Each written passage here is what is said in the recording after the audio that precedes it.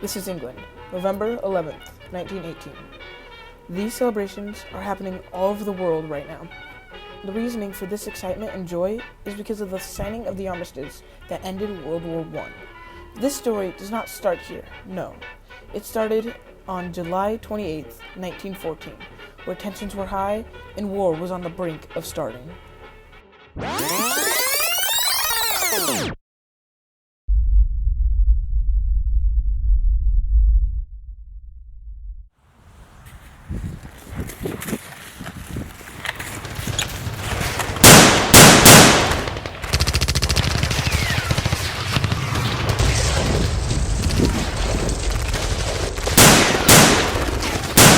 This is the type of fighting all soldiers were exposed to during the First World War.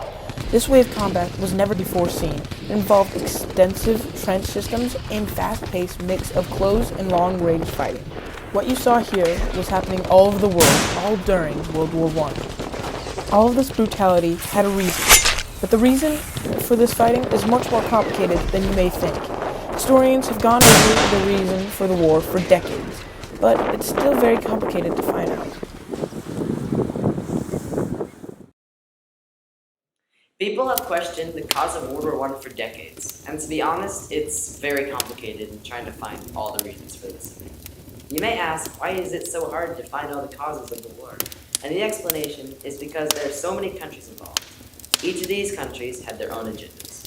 So if you're trying to look for an explanation, it is hard to do so since there are so many different routes of the conflict. Finally, though, after all the research these people, like Jimothy, did to uncover the truth, the conclusion was finally agreed upon. This explanation people have finally agreed upon was not just one spark. It was an entire chain of events that caused World War I. To start, many countries had gained allies to strengthen their power with numbers. For example, Germany and Austria-Hungary had allied with each other. This worried both France and Russia. France, because they were worried that the world would be conquered if these two countries would gain enough power with each other. Russia was fearful because they didn't want another superpower in the world to go against. Then Great Britain joined this France and Russia alliance because they saw the growing naval power of Germany. And soon after, almost all countries had alliances with each other. On June 28, 1914, Archduke Franz Ferdinand of Austria-Hungary was assassinated by a man from Serbia. This is the spark that set off World War I. Once Serbia and Austria started fighting, their allies joined in, and soon after, the world was in war. Right before World War I is when the world was exploring deeper and deeper into more technologies than we knew what was good for us. So when World War I started, we started using all these new technological advances like tanks and new guns and planes. But the countries in the war did not think about all these expenses and consequences that these new technological advances would bring.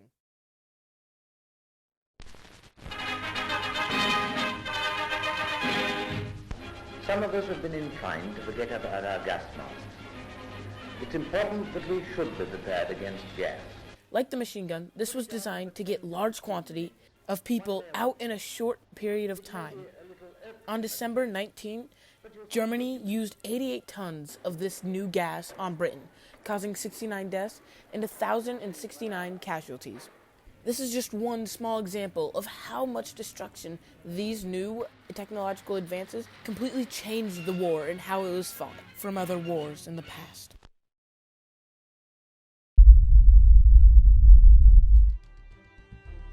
Leading up to the Battle of Amiens, the Allies launched a series of offensive operations against German positions on the Western Front. The Germans had surmounted a mass of troops ready for one last offensive against the Allies. That area they thought was the front line was actually a series of decoy trenches. They were put in place by the French and Americans in order for the Germans to waste their artillery as they prepared for the attack at the actual front. This attack resulted in a monumental German loss and gave the Allies the confidence they needed for the one last push, the Battle of Amiens.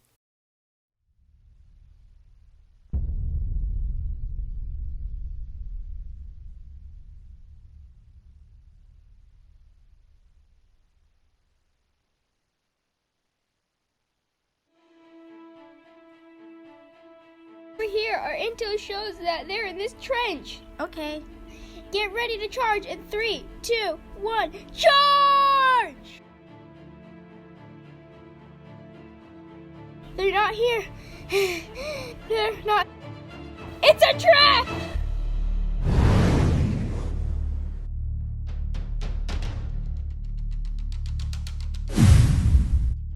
It's the Germans right over there! We need to send them missiles. Yeah!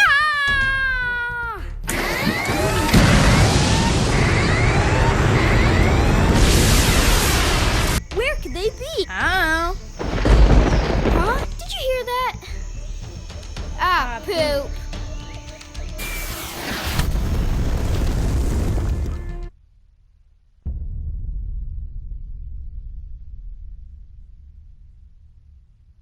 The pivotal Battle of Amiens took place on August 8, 1918, and was nicknamed the Black Day by the German army.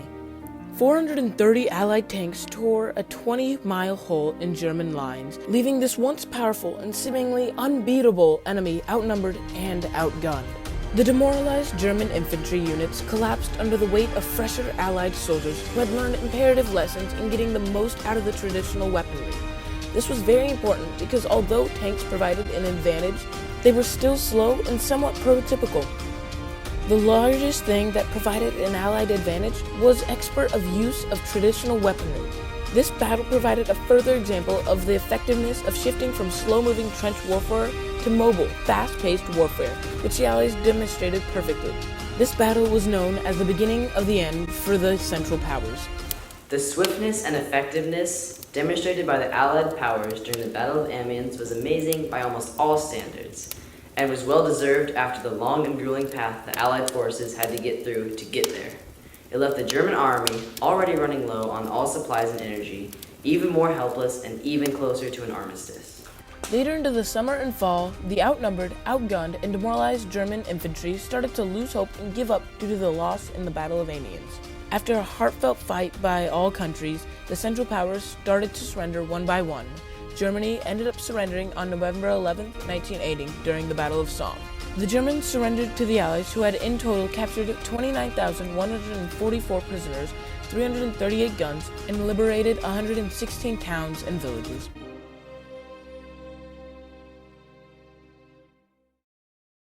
We need to push Lat's offense against the Allies. We're so close to victory. We can win this. Try again, Ludendorff. Our troops are low on supplies, they're weak, and we have basically lost the war. We have no chance. Pew!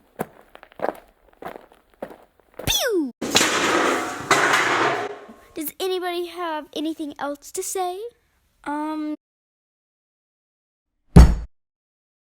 Like the dead guy said, we have no possible chance of winning the war. Leaders of the country are telling us to stop. There's nothing we can do. I'm sorry, sir. I'm on your side.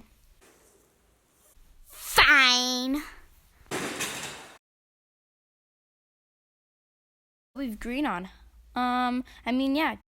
Do you want to see it?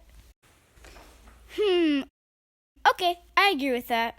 Okay, if you agree, sign right under me.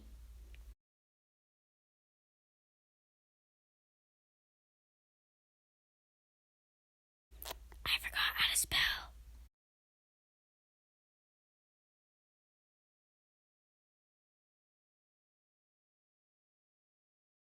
GG, mate.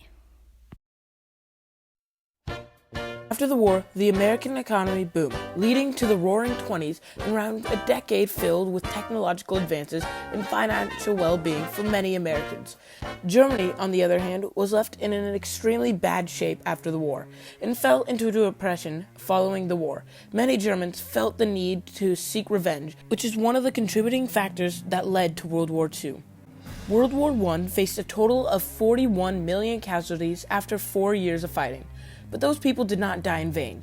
A plethora of innovations spurted from and shortly after the war, such as sanitary clothes, wristwatches, daylight savings, tea bags, zippers, stainless steel, and the mobile X-ray machine. World War I was truly a great war. It showed what countries were capable of doing for both advocacy of life and ruthless plots of death. It was clearly a war of wits and innovation, and has been researched and examined for over a century, and will continue to be remembered for years to come.